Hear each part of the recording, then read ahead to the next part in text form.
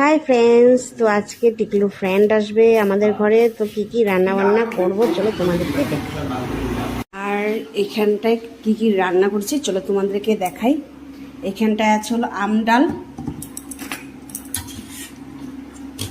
এই হলো আম ডাল, খুব ভালো লাগে, জাস্ট নতুন বার হলো তো টিকলুকে বললাম আম ডাল তো ভীষণই ভালো লাগে, আম ডাল।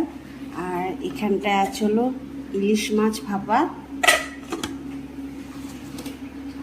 আর এখানটা ছিল যে ছোট ছোট আলুগুলো যে থাকে বাদাম আর গাজর দিয়ে ভাজা করেছি, খুব টেস্ট লাগে খেতে।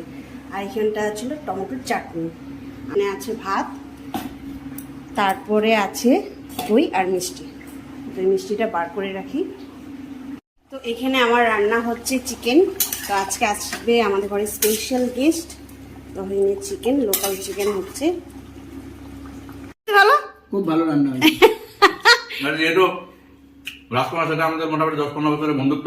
হ্যাঁ, কারণ রাজকুমার এতে চলে যাবে কলকাতাতে হ্যাঁ, পার্মানেন্টলি। কত কষ্ট না। তখন রাজকুমার বললাম বন্ধু করে এসে খেয়ে নাও।